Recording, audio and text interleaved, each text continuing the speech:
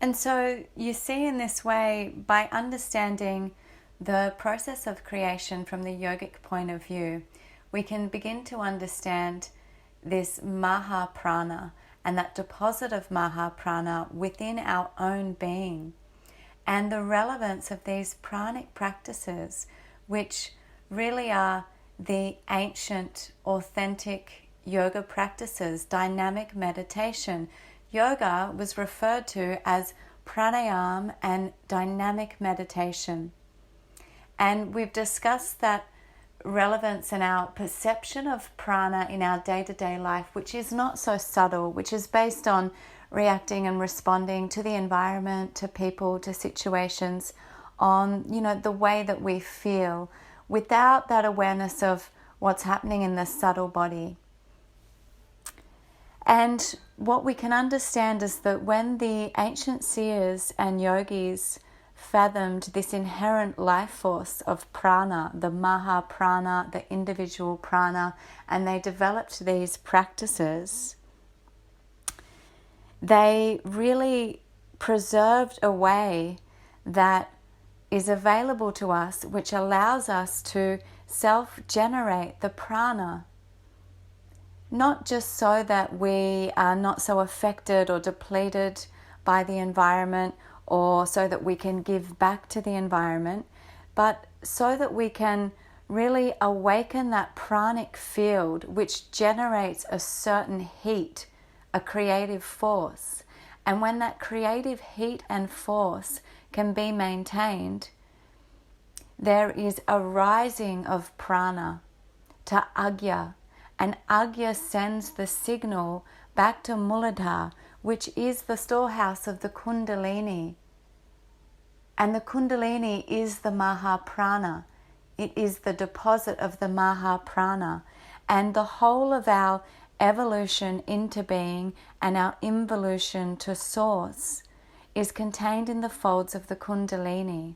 So you see, by developing the awareness of the subtle body, the dimensions of the being, by generating heat from the pranic practices, we begin to stimulate the Kundalini. And this is the yogic map. This is the pathway. And it's good to have a little bit of an understanding, although it really comes down to our own perceptive quality and our own development, but to have a little bit of an understanding of where these pranic practices lead to and their significance. And on a very, day-to-day level, we mentioned the different dimensions of the beings, the panchakosha. We really begin to experience more awareness of these dimensions and more vitality by simply focusing on the pranic body. We immediately feel that vitality in the thinking mind, the mental body, in the psychic mind, the subconscious, the psychic ability, also in the physical body. So on all levels of being, we start to develop a vitality and an awareness. And you see, most of our prana is utilized by the mental energy. And we can see if our quantum of prana decreases, perhaps due to hunger, we become irritable or restless or negative. And similarly, if our quantum increases, such as being in the nature, we feel clear, our problems, fixtures of the mind have been cleared up.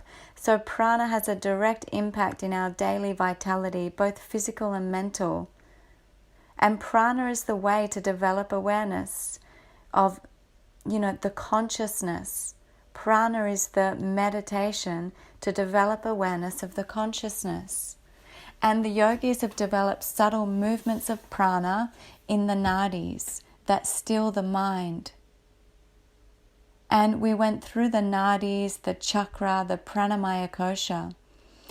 But the reason that there is a focus on moving the prana in the nadis is not just about developing the pranic field and the quality of prana, it's that it stills the mind.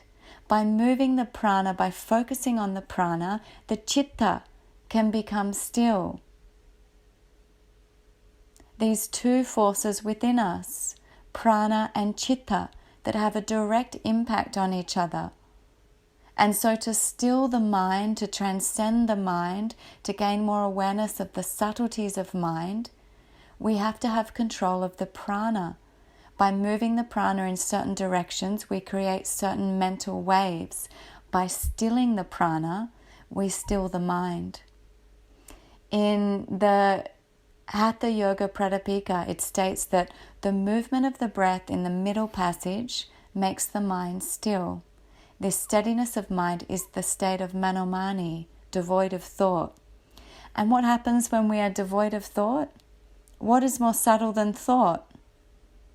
The consciousness.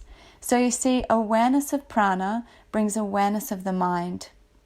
The two forces, the mental and the vital, they go hand in hand. They support and they disrupt each other.